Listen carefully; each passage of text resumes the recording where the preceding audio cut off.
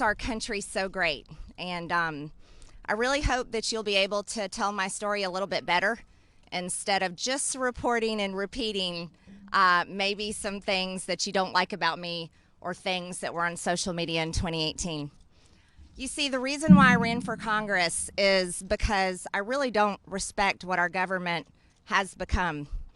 As just an ordinary American, someone who's had to work hard all my life, someone who's been married for almost 25 years and raised 3 kids, and I got to tell you, my 3 kids are the greatest part of my life. That's the best thing I've ever done, is to be a mom. I really love our country. I love our freedoms, and I sincerely want all of your children and my children and all of us to continue to have the opportunity to have the American dream. But our government is failing us. You see, we're approaching nearly $30 trillion in debt. As a successful business owner for over 20 years, if I ran my company the way this government runs and spends and wastes and puts us in debt with our own hard-earned tax dollars, I'd be out of business a long time ago and we'd be homeless on the streets. But it's much worse than that. For decades now, this government has sold out our American worker, sent our jobs overseas to foreign countries. We've opened our borders wide open to be flooded with illegals coming into our country. Think about Kate Steinle, who was murdered on a pier in California. She died in her father's arms. Krisha Odette, her father served our country 4 tours in the Middle East, protecting our freedoms. When he came back home, his daughter was killed by an illegal alien in Texas. These are the things that shouldn't happen, but these are the policies that are allowed and continued. Our country has made it legal and funded with our tax dollars over 62 million abortions, murdering God's creation in the womb. That is a sin, a disgusting evil that is unfathomable. I can't even believe that it continues. But here's the thing. All of these women that have gone through that, it leaves a hole in their soul that never heals. And those women have been taught that this is the way that they should achieve. This is the way they can build a career. This is a way that they can solve the problem that they didn't want in the first place. That's a horrible lie. It's a terrible lie. As a mother and a woman who's had a successful career, I can tell you being a mom is the greatest gift of my life.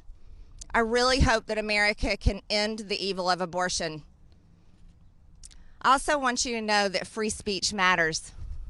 Free speech really matters. And yesterday, when the Democrats and 11 of my Republican colleagues decided to strip me of my committee assignments, Education and Labor, and the Budget Committee, you know what they did?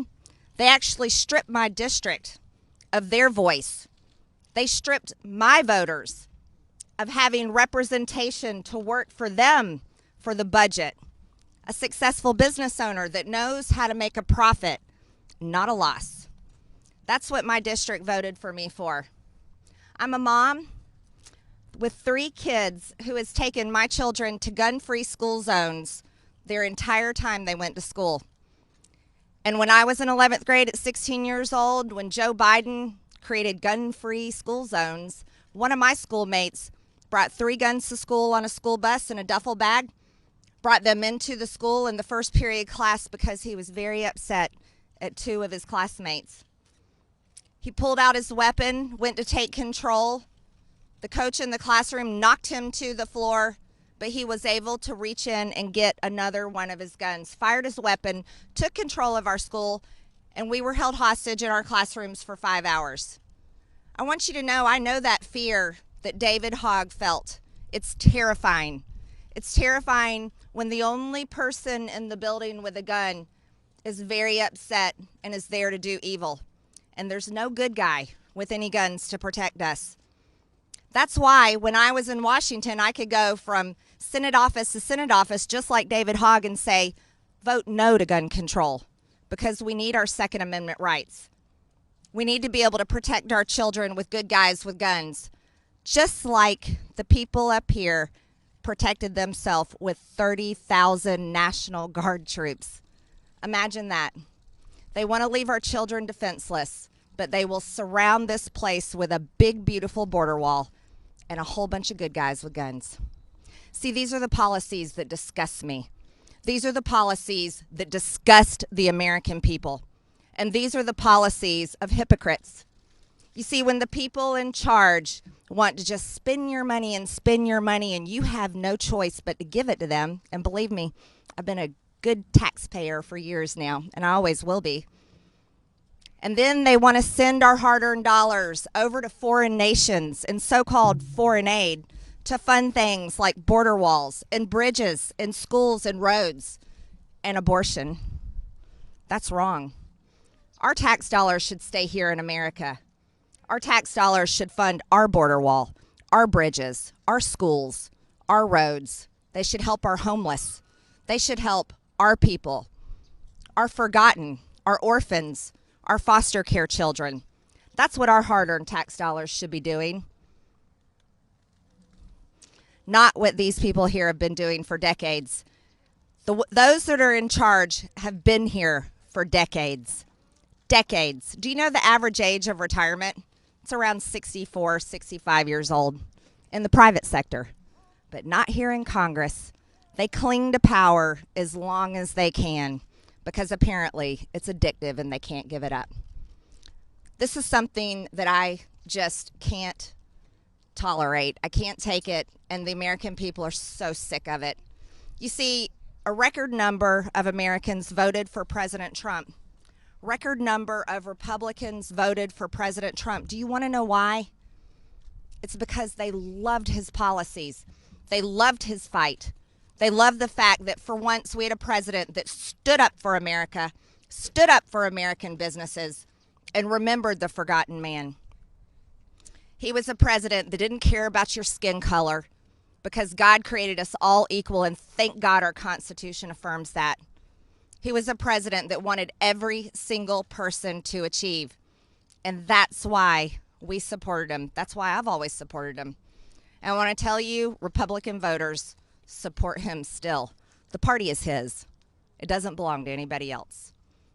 This impeachment trial that's going to happen next week is a circus.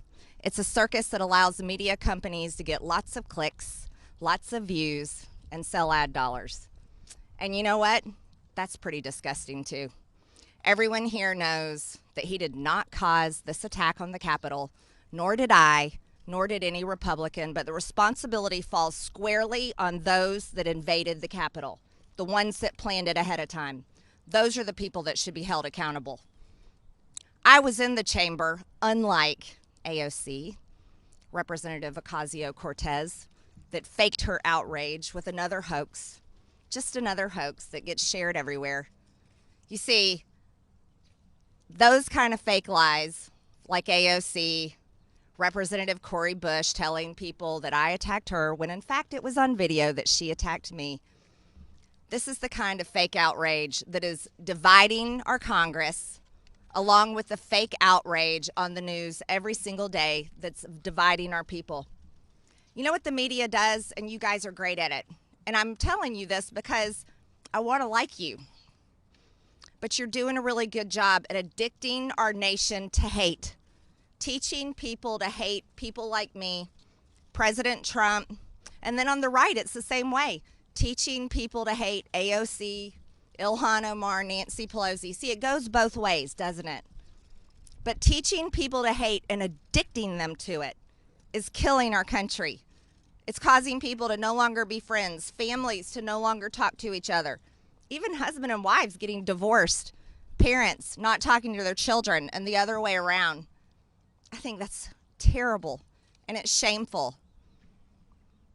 When you have such a platform as you have, what do you want your legacy to be?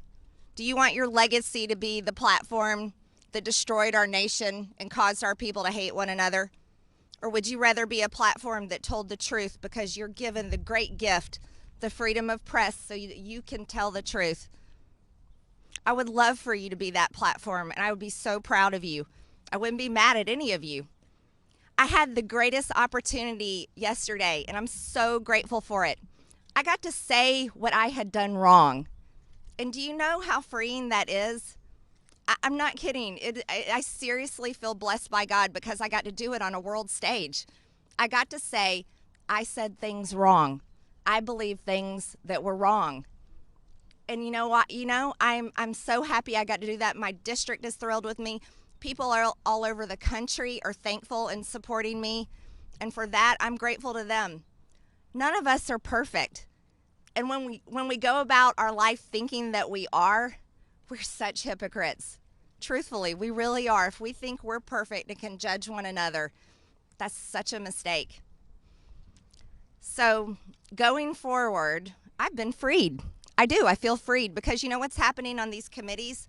You see, we have basically a tyrannically controlled government right now. The Democrats. We've got Joe Biden writing executive order after executive order, sign him, doing whatever he wants up there in the White House. We have Nancy Pelosi leading the Democrats in Congress to do whatever they want. Leading the Democrats in Congress to do whatever they want. They don't care what Republicans have to say. They don't care about what our districts and our voters have to say. They only care about pushing their socialist agenda through. They only care about taking away our freedoms. That's not right.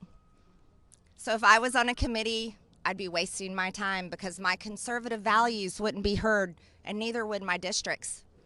Right now, my Republican colleagues are being told that their white skin makes them inherently racist, or that their service in our nation's military to our country defending our freedoms makes them bad and a domestic terrorist. How are we at this place? How have we come here? The few bad actions of some do not define the many, and that's the truth. They kicked me off of my committees after spending a year promoting, supporting, funding on Act Blue, BLM, defending, lying, and calling these peaceful protests when there's buildings burning in the background, and sharing bail bond links to get the criminals out of jail. But they want to kick me off committees for social media posts that were conspiracy theories. That's pretty hypocritical. You see, the American people won't forget because they're still reeling from the devastation of this past year, where cities were burned, people were attacked, police officers still dealing with it, attacked night after night. They take that home with them and it hurts their families. Occupying federal buildings, taking over police precincts, so much damage, tearing down statues and monuments, erasing our history. This is what has happened. I do not condone what happened on January 6th. It was one of the scariest days of my life next to being held hostage in a gun-free school zone when one of my fellow students took it over with a gun and no one protected us. No one could. It was terrible. So I'm going to ask all of you, think about what you report. When you're on the news calling riots peaceful protest, the American people are disgusted with you because you're lying. When you're promoting people that protect these things and want to continue it, people are sick of it. They're fed up because they lost their businesses and they may have gotten hurt, and they're tired of being attacked because they want to wear a red hat that says "Make America Great Again," or they voted for Trump and we're proud of it. Things have got to change.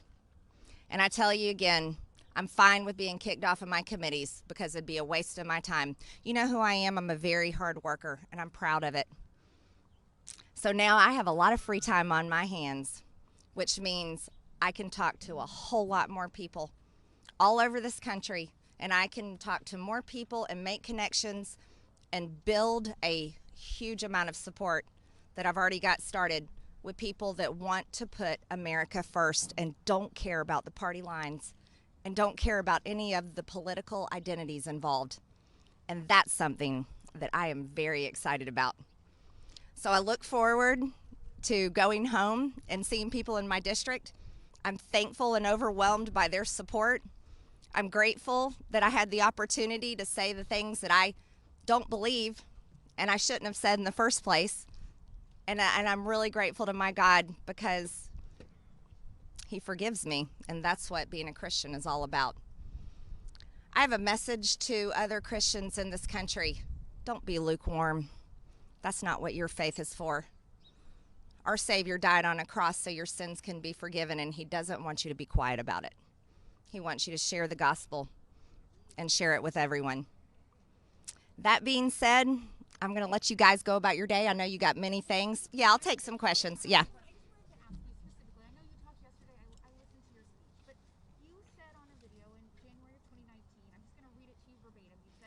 Who are you with? What's your name? With CNN. Okay. Representatives and senators can be kicked out and no longer serve in our government, and it's a crime punishable by death, is what treason is. What you said. Did you see my speech yesterday? How many stories did you report on Russian collusion conspiracy lies? No, I want to know, have you apologized for Russian collusion conspiracy lies? Have you? I don't have to. I think you heard my speech yesterday. You owe the people an apology. You lied about President Trump. You owe the people an apology. I've done mine yesterday. Okay, next question. Did any of you hear my speech yesterday? Yes, sir. You regret saying that she is guilty of treason and deserving of death. What do you see as your role here going forward? My role is the job I got elected to do. I'm going to vote very conservative, pro-life, pro-Second Amendment, pro-border, pro-America, pro-American businesses, pro-economy, pro-jobs. We need to reopen this country. We need to put kids back in schools.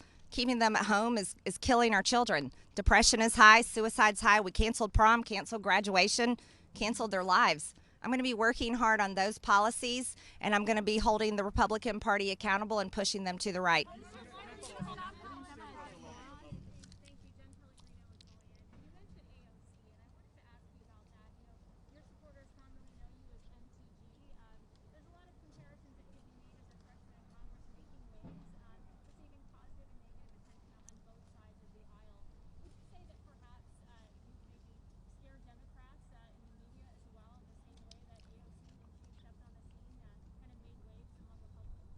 I'd say there's a comparison between us and the fact that we really don't care what other people think about us, because I can say that for myself. I've never met her, but I assume she probably feels that way. But there's a major difference in us. AOC embraces policies of socialism to what you could call communism. She wants to have all the power, and then the people that she claims she wants to help, her policies would reduce them to poverty, and they wouldn't have many freedoms left. So there's a big difference than us. I support our Constitution and all of our freedoms, and I'll work very hard against her policies. Jen? No, that's not fair. Can you ask somebody else's question? That's not fair. She already had a question. You should answer other people's questions. What do you say to him and the other kind of Republicans that voted against Well, there were 10 that voted for impeachment against President Trump, and they definitely paid the price. They heard from Republican voters. There were 11 that voted against me yesterday, and that's something that our leaders should be very upset about. Kevin McCarthy and the rest of the Republican Party is working hard on taking back the majority, and when you have Republicans in the ranks voting against one of their own, opening the door for Democrats to go after every single Republican next, that really is a big betrayal, and that could cost us the majority in 22. People are very angry. That's all I've heard from people all morning, furious about that. So I hope that my Republican colleagues really think about what they've done. I'm sure they're going to hear from their voters at home, because the base is loyal to President Trump, and the base has been very loyal to me, and they've shown me that. Yes. Tia? My question is there anything that you have said that you now want to say I'm sorry for? Not just you regret or walk back, but is there anything you are sorry for saying in the past? Oh, of course. I'm sorry for saying all those things that are wrong and offensive. And I sincerely mean that. And I'm happy to say that. I think it's good to say when we've done something wrong. So yeah, that's easy for me. Yep. Okay. Yes. Congresswoman, are you sorry to David Hogg? What you said to him and about him? David Hogg was an adult when I talked to him. I don't think any of you have realized that. David Hogg was working with the organization they were going around working hard for strict gun control laws. I'm very opposed to those policies. And so being in the same situation as David Hogg, my voice matters too. And so, no, I'm not sorry for telling him he shouldn't push for gun control. What we need to do is we need to protect our children. I think you're expecting we should protect our children and your baby as well with good guys with guns and not allow them to be sitting there sitting ducks. Yeah, thank you. Yep, right. You talked earlier about the media teaching people to hate, but wasn't it you who liked the page on Facebook and comments saying Nancy Pelosi should get a bullet to the head? And didn't You know, this reminds me of when you guys would ask President Trump, President Trump, do you denounce white supremacy? And he would say, I denounce it. And then you would ask him again, and he would have to say, I denounce it. I have said it. You know, here's the thing. When you want to keep telling the same story over and over, but you don't want to tell the truth, that's your problem. And that's how we end press conferences. Okay.